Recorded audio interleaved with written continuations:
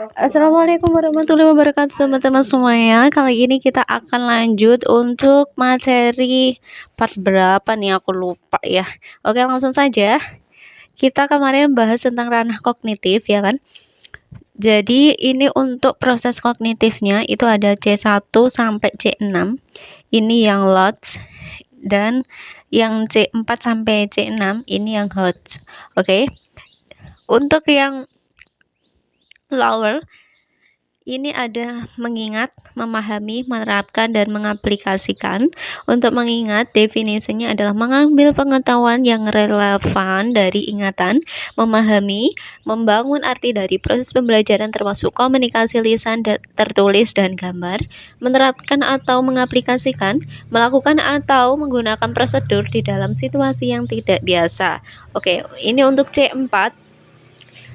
Yaitu menganalisis. Definisinya adalah memecahkan materi ke dalam bagian-bagiannya dan menentukan bagaimana bagian-bagian itu terhubung antara bagian dan ke struktur atau tujuan keseluruhan.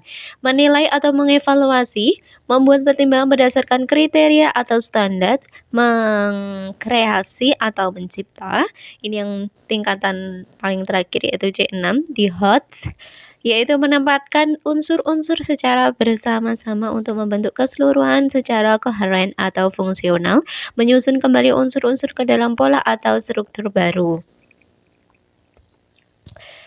Anderson atau Caldwell melalui taksonomi yang direvisi memiliki rangkaian proses-proses yang menunjukkan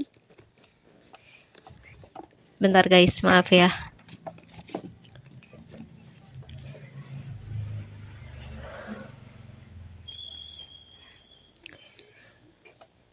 Proses-proses yang menunjukkan kompleksitas kognitif dengan menambahkan dimensi pengetahuan seperti satu, pengetahuan faktual berisi elemen-elemen dasar yang harus diketahui para peserta didik jika mereka akan dikenalkan dengan suatu disiplin atau untuk memecahkan masalah apapun di dalamnya. Elemen-elemen biasanya merupakan simbol-simbol yang berkaitan dengan beberapa referensi konkret atau benang-benang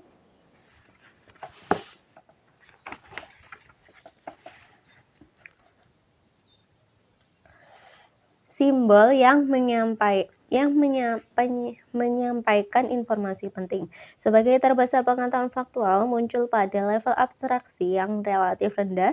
Dua bagian jenis pengetahuan adalah pengetahuan terminologi meliputi nama-nama dan simbol verbal dan non-verbal tertentu. Contohnya kata-kata, angka-angka, tanda-tanda, dan gambar-gambar. Pengetahuan yang detail dan elemen yang spesifik mengacu pada pengetahuan peristiwa-peristiwa atau tempat-tempat orang-orang, tanggal, sumber informasi, dan semacamnya. Pengetahuan konseptual meliputi skema-skema, model-model mental, atau teori eksplisit dan implisit dalam model-model psikologi kognitif yang berbeda. Pengetahuan konseptual meliputi 3 definisi. Pengetahuan klasifikasi dan kategori meliputi kategori, kelas pembagian, dan penyusunan spesifik yang digunakan dalam pokok bahasan yang berbeda. Prinsip dan generasi cenderung mendominasi suatu disiplin ilmu akademis dan digunakan untuk mempelajari fenomena atau memecahkan masalah-masalah dalam disiplin ilmu. Dan pengetahuan teori, model, dan struktur meliputi pengetahuan mengenai prinsip-prinsip dan generasi-generasi bersama dengan hubungan-hubungan di antara mereka yang menyajikan pandangan sistemis, jelas, dan bulat mengenai suatu fenomena, masalah, atau pokok bahasan yang kompleks. Yang ketiga, pengetahuan prosedural. Pengetahuan mengenai bagaimana melakukan sesuatu. Hal ini dapat berkisar dari melengkapi latihan-latihan yang cukup rutin hingga memecahkan masalah-masalah baru. Pengetahuan prosedural sering mengambil bentuk dan suatu rangkaian langkah-langkah yang diikuti.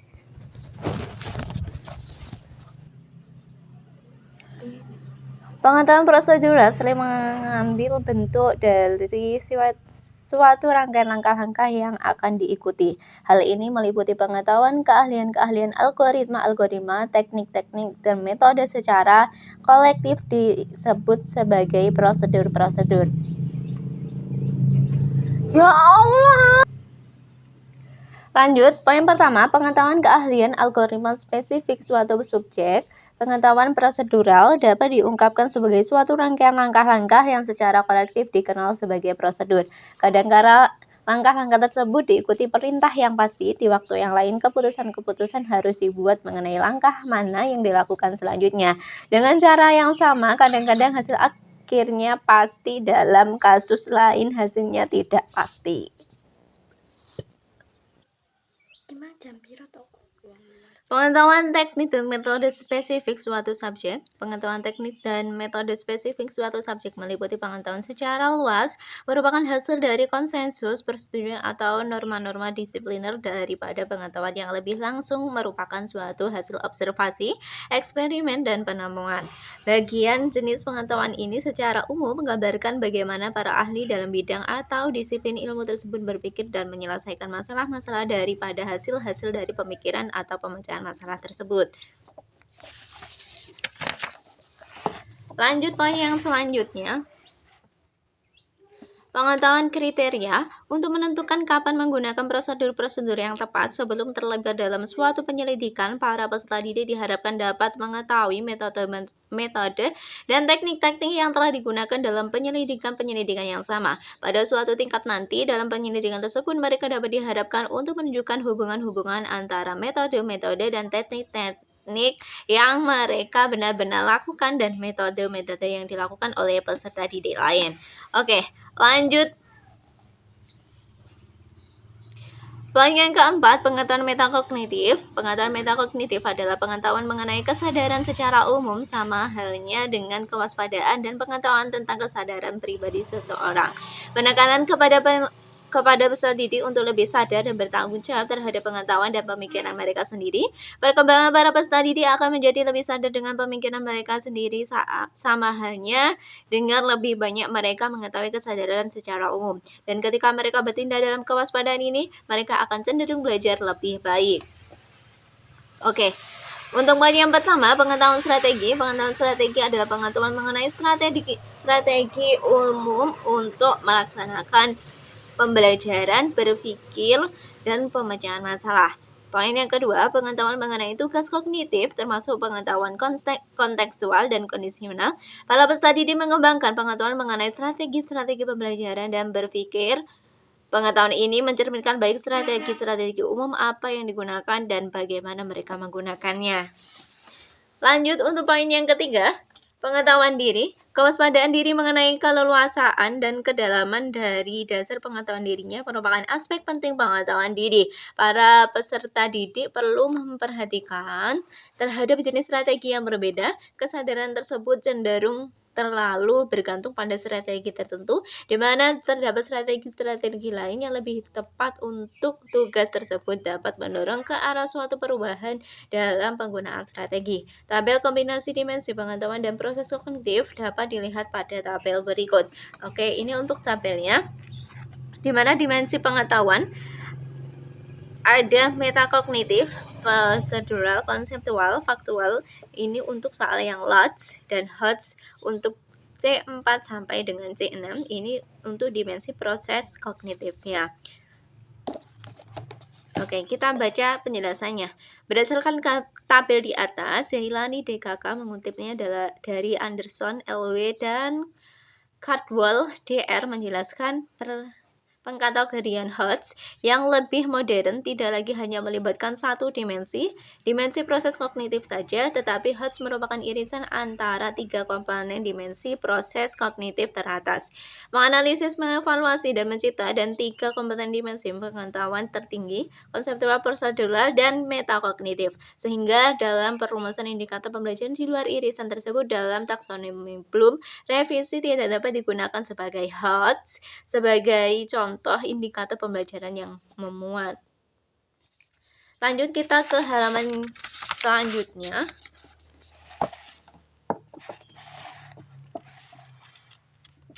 Oke.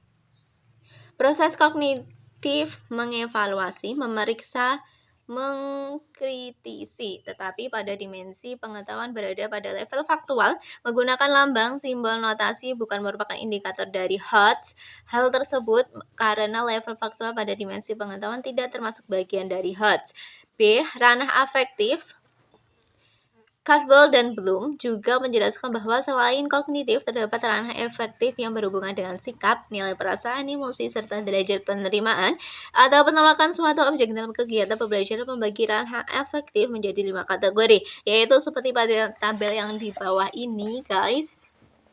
Proses afektif A1 penerimaan, definisinya adalah semacam kepekaan dalam penerima rangsangan, stimulasi dari luar yang datang pada diri peserta didik. A2 menanggapi suatu sikap yang menunjukkan adanya partisipasi aktif untuk mengikut sertakan dirinya dalam fenomena tertentu dan membuat reaksi terhadapnya dengan salah satu cara. A3 penilaian memberi nilai penghargaan kepercayaan terhadap suatu gejala atau stimulus tertentu. A4 mengelola konseptual nilai-nilai menjadi sistem nilai serta pemantapan dan prioritas nilai yang telah dimiliki. A5 karakterisasi keterpaduan semua sistem nilai yang telah dimiliki seseorang mempengaruhi pola kepribadian yang telah dilakukannya. Ranah psikomotor. Keterampilan proses psikomotor merupakan keterampilan dalam melakukan pekerjaan dengan melibatkan anggota tubuh yang berkaitan dengan gerak fisik motorik yang terdiri dari gerakan refleks. Keterampilan pada gerak dasar konseptual, ketepatan keterampilan kompleks ekspresif dan interpretatif. Keterampilan proses psikomotor dapat dilihat pada tabel di bawah ini. Oke. Masuk ke proses psikomotor. P1, imitasi. Imitasi berarti meniru tindakan seseorang. P2, manipulasi. Manipulasi berarti melakukan keterampilan atau menghasilkan produk dengan cara mengikuti pertunjukan umum, bukan berdasarkan observasi. Pada kategori ini, peserta didik dipandu melalui instruksi atau melakukan keterampilan tertentu. P3, presisi.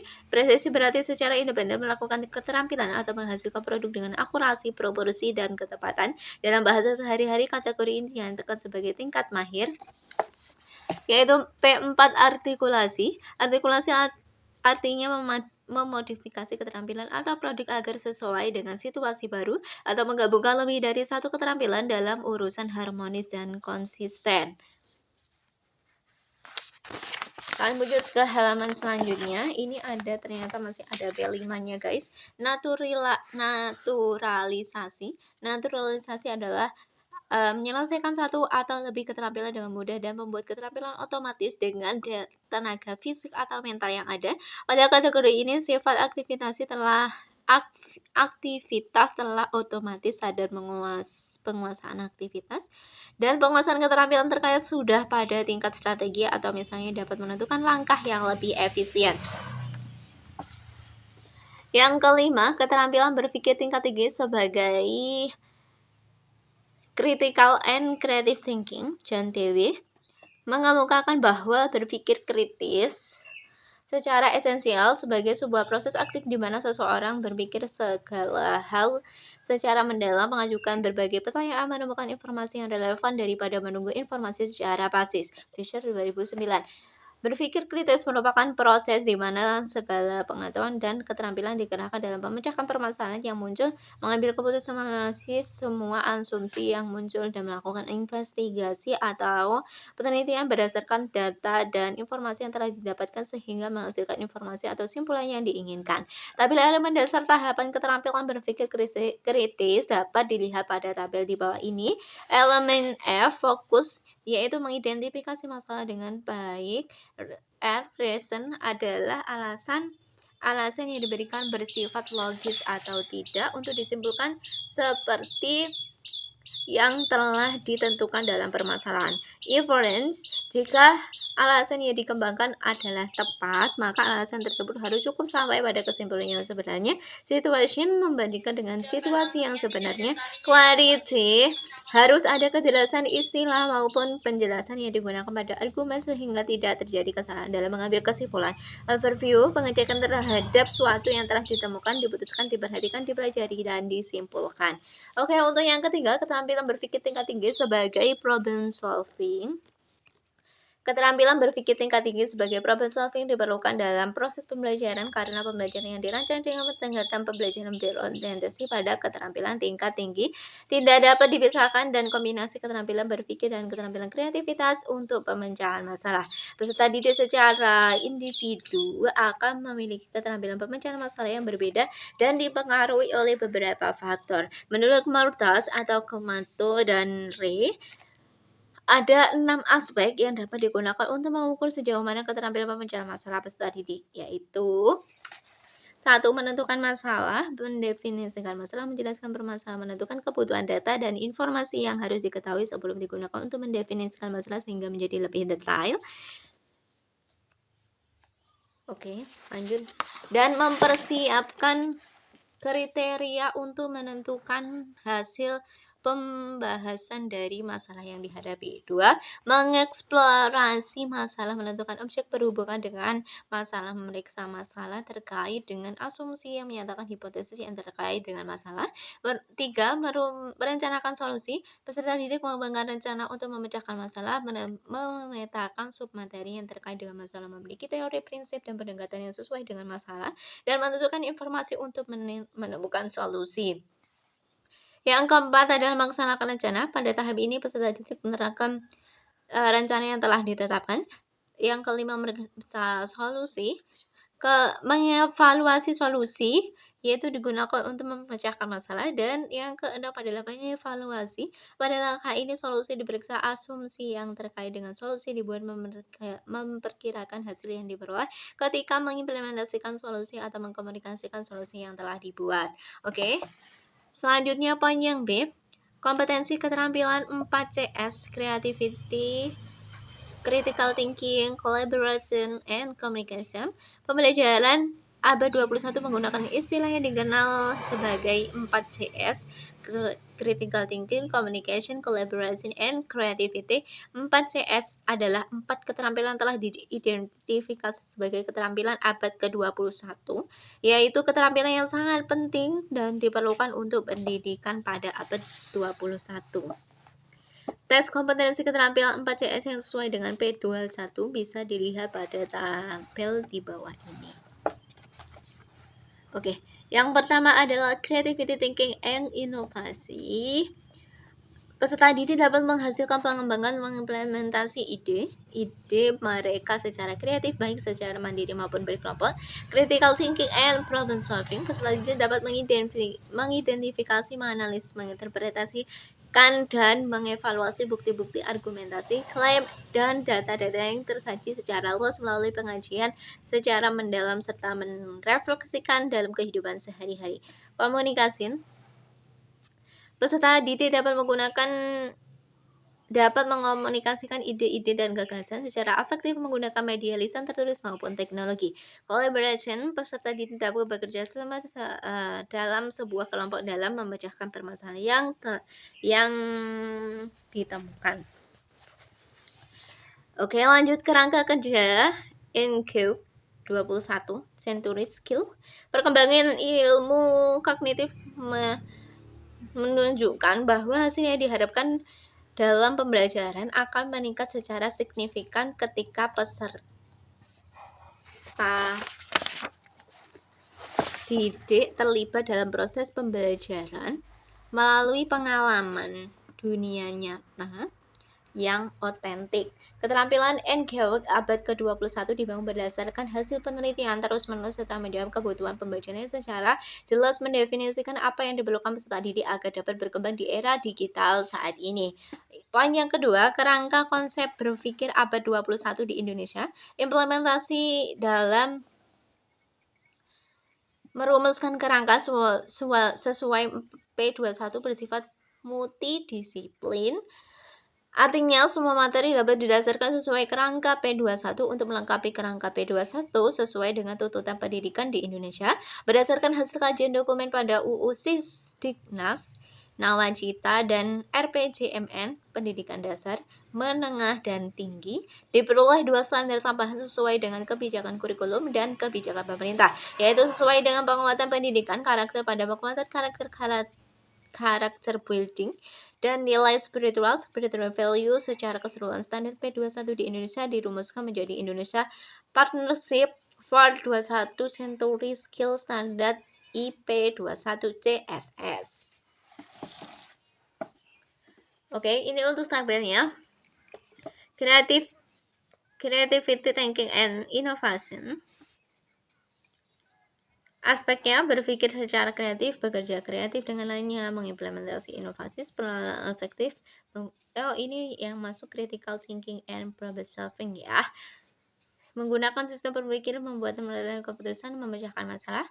Untuk yang communication and collaboration, berkomunikasi secara jelas, berkolaborasi dengan orang lain. Informasi media atau teknologi skill, mengakses, mengevaluasi informasi menggunakan menata informasi, menganalisis dan menghasilkan media, mengaplikasikan teknologi secara efektif. Life career skills, character building, menunjukkan perilaku scientific attitude, hasrat ingin tahu, jujur, teliti, terbuka, dan penuh kehati-hatian, menunjukkan penerimaan terhadap nilai moral yang berlaku di masyarakat. Spiritual values, menghayati konsep ketuhanan melalui ilmu pengetahuan, menginternalisasikan nilai spiritual dalam kehidupan sehari-hari. Oke, lanjut rangkuman yang keempat tentang kurikulum 2013. Pengertian kurikulum secara etimologi, kurikulum berasal dari bahasa Yunani yaitu kata kuril and kuril yang merupakan istilah bagi tempat berpacu, berlari, dan sebuah perlombaan yang telah dibentuk semacam rute pacuan yang harus dilalui oleh para kompetitor sebagai perlombaan. Dengan kata lain, rute tersebut harus dipatuhi dan dilalui oleh para kompetitor sebagai perlombaan. Konsekuensinya adalah siapapun yang mengikuti kompetisi harus mematuhi rute kuril tersebut. Kurir. Oke. Kurikulum menurut Ronald C. Dawes 2012, kurikulum sekolah adalah muatan proses baik formal maupun informal yang diperuntukkan bagi pelajar untuk memperoleh pengetahuan dan pemahaman, mengembangkan keahlian, mengubah apresiasi sikap dan nilai dengan bantuan sekolah. Sedangkan Myris Dulton mengatakan kurikulum dipahami sebagai pengalaman-pengalaman yang didapatkan oleh pembelajaran di bawah naungan sekolah. Dari beberapa definisi tersebut, kurikulum dapat dimaknai dalam 3 konteks, yaitu sebagai jumlah mata pelajaran yang harus ditempuh oleh peserta didik, sebagai pengalaman belajar, dan sebagai rencana program belajar. Pengertian kurikulum sebagai sejumlah mata pelajaran yang harus ditempuh oleh peserta didik merupakan konsep kurikulum yang sampai saat ini banyak mewarnai teori-teori dan praktik pendidikan. Dalam makna ini, kurikulum sering dikaitkan dengan usaha untuk memperoleh ijazah. Sedangkan ijazah itu sendiri adalah keterangan yang menggambarkan kemampuan seseorang yang mendapatkan ijazah tersebut. Menurut Ali Mudlofir 2012, pengertian kurikulum sebagai pengalaman belajar mengandung makna bahwa kurikulum adalah seluruh kegiatan yang dilakukan oleh anak-anak didik baik di dalam sekolah maupun di luar sekolah, asalkan kegiatan tersebut di bawah tanggung jawab dan monitoring guru atau sekolah.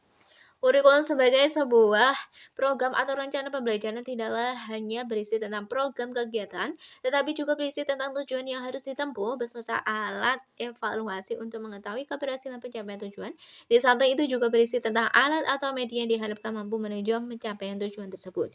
Kurikulum sebagai suatu rencana disusun untuk melancarkan proses pembelajaran mengajar di bawah bimbingan atau tanggung jawab sekolah atau lembaga pendidikan beserta staf pengajarnya.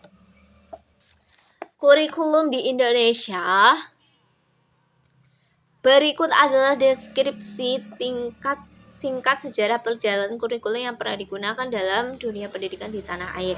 Kurikulum 1947 ini adalah kurikulum pertama sejak Indonesia merdeka. Perubahan arah pendidikan lebih bersifat politis dan orientasi pendidikan Belanda. Kepentingan nasional saat itu mulai diterapkan Pancasila sebagai asas pendidikan.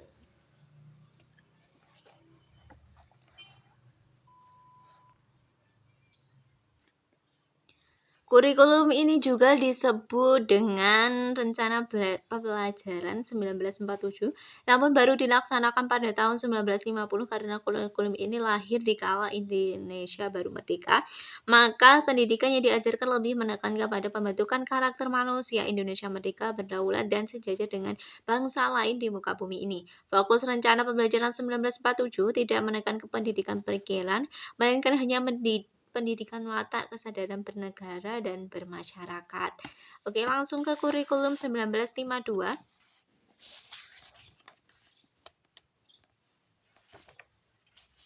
Udah aku baca ya tadi. Kurikulum 1952, kehadiran kurikulum ini merupakan penyempurnaan kurikulum yang sebelumnya dengan rincian setiap mata pelajaran sehingga dinamakan Rencana Pembelajaran Terurai 1952. Kurikulum ini sudah mengarah pada suatu sistem pendidikan Indonesia seperti setiap pelajaran dihubungkan dengan kehidupan sehari-hari. Silabus mata pelajaran menunjukkan secara jelas bahwa seorang guru hanya mengajar satu mata pelajaran. Yang ketiga, kurikulum 1964, pemerintah kembali menyempurnakan sistem kurikulum pada 1964 yang dinamakan Rencana Pendidikan 1964. Kurikulum ini bercirikan bahwa pemerintah mempunyai keinginan agar rakyat mendapat pengetahuan akademik atau pembelajaran pada jenjang SD, sehingga pembelajaran yang dipusatkan pada program Pancawardhana, yaitu pengembangan moral, kecerdasan emosional, atau artistik, keprigelan, keterampilan, dan jasmani. Lanjut kurikulum 1968, kurikulum pertama pada era Orde Baru bersifat politis dan dimaksudkan untuk menggantikan Rencana Pendidikan 1964 yang diceritakan